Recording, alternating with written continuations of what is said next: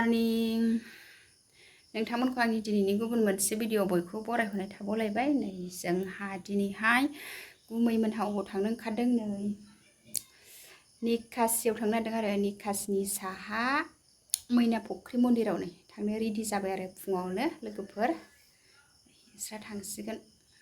जोंनि मन्दिरनि आरो जोंनि धोरोमनि भक्तफोर बिसोरो मन्दिर दर्शन जानो थांनो नागिरदों आरो लोगोफोर निकासनि साहा मैना फुख्रियाव आरो मैना फुख्रि मन्दिराव थांनो नागिरदों आरो नै दा बिस्रा नै रेडि जाबाय आरो फुङावनो 6:30 थांगोन आरो बिसोरो ने 6:30 दा 5टा जाबाय आरो नै लोगोफोर बिस्रा थांनो नै मुब्रुं मुसि फुङावनो सिखारनानै रेडि जाबाय। नायलांबाय थादो लोगोफोर, दिनैनि ब्लगा गुमैनिसो जागोन। गुमैया मा मा नोंथांमोननो दिन्थिनो हायो दिन्थिसिगोन, बेयो आं मबाइलखौ हरफासिगोन आरो दिनैहायबो। नै नायलांबाय थादो लोगोफोर, बिदिबा भिडिअखौ स्टार्ट खालामसिगोन आरो नै आङो दा गुमैनो हरफानोसै मबाइलखौ। मोजां खेबना लाबो दे, आं मबाइल हरनोसै गुमैनो। नायलांबाय थादो लोगोफोर गुमैजों लोगोसे। आंथ' थांखाया नालाय, नानिया गोरलै, गुमैयासो थाङो आरो मन्दिर दर्शन खालामनो। लांफादो आं मैना फुख्रियाव गाखोहांदों। मैना फुख्रिनि गारि दोनग्रा जायगाखौ मोनसिगोन। मिथिंगानि समायना हाजोआव नै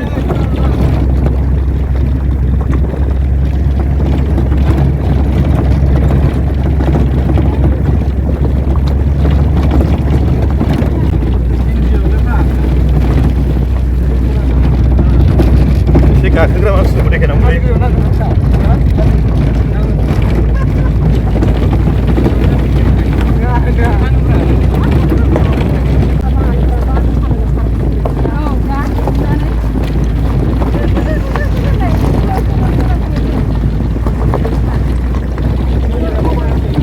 मैना फुख्रि गुदिनि गारि दोनग्रा जायगाखौ मोनसिगोन। नैबे जायगायावनो मैना फुख्रि हाजो गुदियाव मन्दिरा लुगासिनो दङ।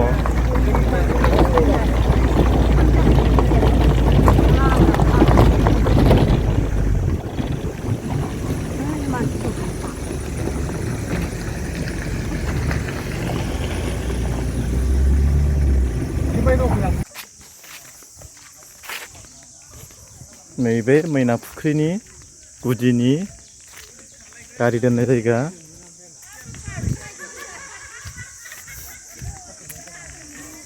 नै जों जयैनो जोंनि सैत्य सनातन सिंग्रि मठनि मानसिफोरा मैना फुख्रियाव बेरायनो फैदों। जों दायो जयैनो फुजा होलांगोन।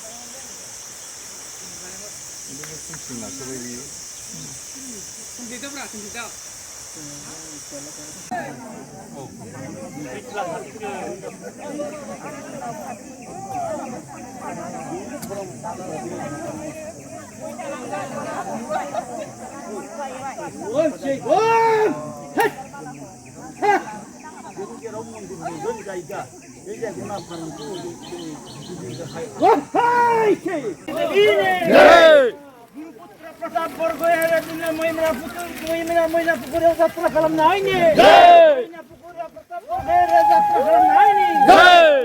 प्रताप बरगयारिनि प्रताप बरगयारिनि सिंगिरि मध्य साध्य सत्यनारायण ब्रह्मचारी गुरुदेवनि गुरु बालकानंद ब्रह्मचारी गुरुदेवनि मैना पुकुरि मातानि मैना मातानि। लानायाव सन्मान लाहैनो थांनायनि जय सत्य नारायण गुरुदेवनि जय उत्तर मौर्य सत्य सनातन सिंगरि मठ जगतनि धोरोमा बुहुमाव गोसारलांथोंनि जय भक्त शान्तिनि जय श्री श्री सत्य नारायण गुरुदेव की जय श्री श्री सत्य नारायण गुरुदेव की जय उत्तर मौर्य गाँव सत्य सनातन सिंगरि मठ स्थान श्री स्वामी सत्यनारायण गुरुदेव की जय सत्य सनातन सिंगरि मठ की जय सत्य सनातन सिंगरि मठ की जय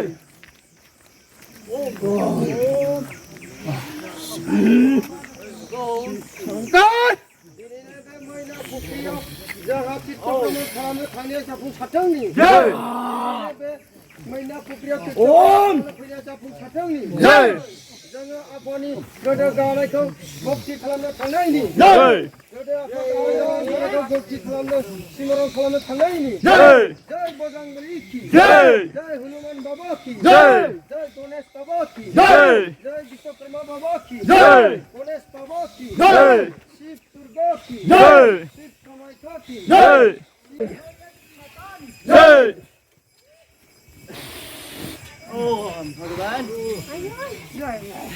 उत्तर मौर्य सत्य सनातन सिंगरि मठ जगतनिफ्राय मोनफ्रोमबो दालाइसा आठस'नि भक्तबिन्दोफ्रा चित्त भ्रमण खालामनो फैनायाव जाफुंसारनायनि जय चित्त भ्रमण खालामनो फैनायाव जाफुंसारनायनि जय भक्त शान्तिनि जय भक्त मंगलनि जय उत्तर मौर्य गाँव सत्य सनातन सिंगरि मठ जगतनि गुरु पुत्र आरो प्रदाक्ट दिनै शक्ति प्रदर्शन खालामनो लाबोनायनि जय शक्ति प्रदर्शन खालामनो लाबोनायनि जय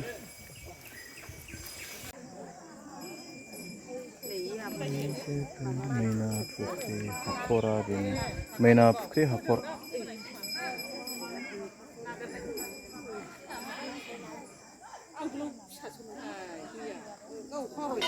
अखा नांदेरबायना अक्सिजेनखौ होलागासिनो खोमा ना होनानैबो लाबोदों लांनानै सारना हैनोसै ना न'फ्राव नोंनि गोसो लायो नालाय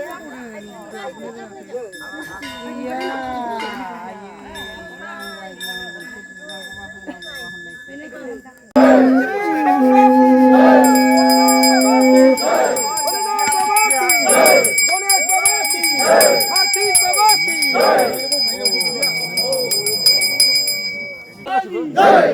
फतेजुर जानु खनानी शक्ति सरे मोस फुजनानी शक्ति सरे मोस फुजनानी शक्ति सरे मोस फुजनानी शक्ति सरे मोस फुजनानी मां दुर्गा दी मां विष्णुमाता देवी मां दुर्गा दी मां विष्णुमाता देवी हमें का देवी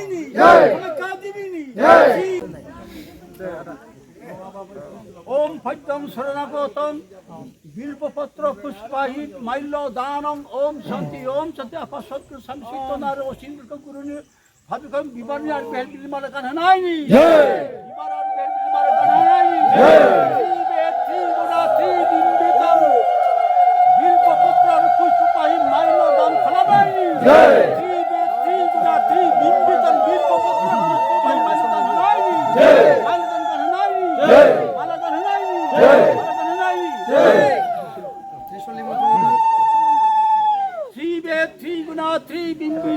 बिल्वपत्र माइलो और पुष्प माइलो त्रिशूल गौर शक्ति नांगोने बाबा प्रताप परमेरिया त्रिशूल माला गानहोनायनि त्रिशूल बेलबिलानि माला गानहोनायनि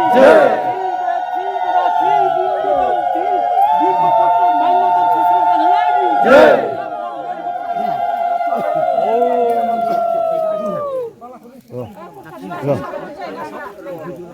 नैबे दंगर खं दानम पुष्प प्रणाम भक्ति दिनै त्रिशूल गायसननायाव अमृत बोसोर आगबारिनायाव बाबा प्रताप बरग'यारिया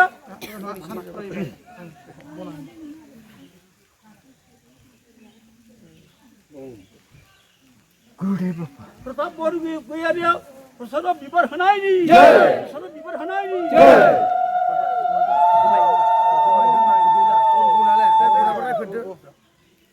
शक्ति गायसननायाव दिनै निराकार देवगुरुनिफ्राय आरो साखा सतगुरु लिंजारांफोरनिफ्राय गोब्रा शक्ति नांगौ होननानै बिगोमा जिउनि बिमा फालिनि शक्ति गायनायाव 여러분의 속기 은혜의 남을 바로 구루 원하는 대로 বস্ত্রদান হানাইনি বস্ত্রদান হানাইনি लेकिन और गंदानम पुष्पय प्रणाम भक्ति खालामनायनि बाबा प्रताप बरगयारखौ दिनै बे खामानिखौ मावहोनायनि बाबा प्रताप बरगयारखौ दिनै बे खामानिखौ मावहोनायनि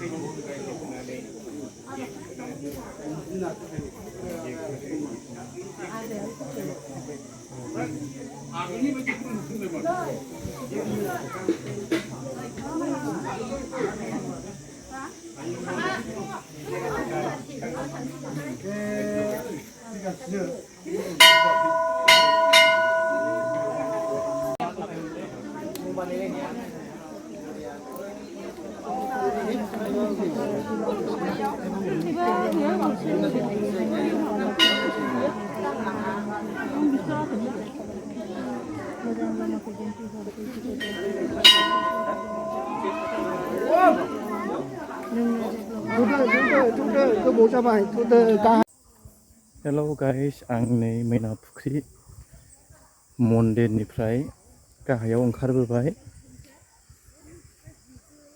कटकटी गाहायाव ओंखारबोबाय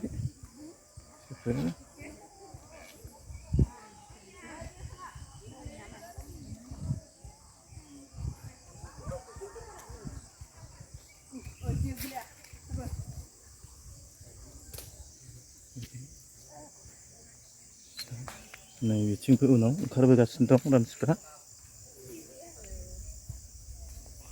गाहायाव फैगासिनो जों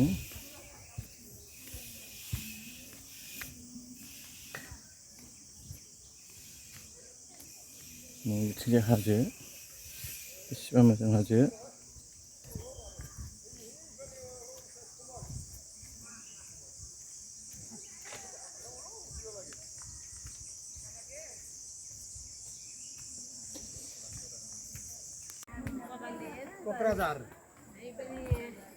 क'क्राझार पराको क'क्राझार जिल्ला क'क्राझार जिल्ला डिस्ट्रिक्ट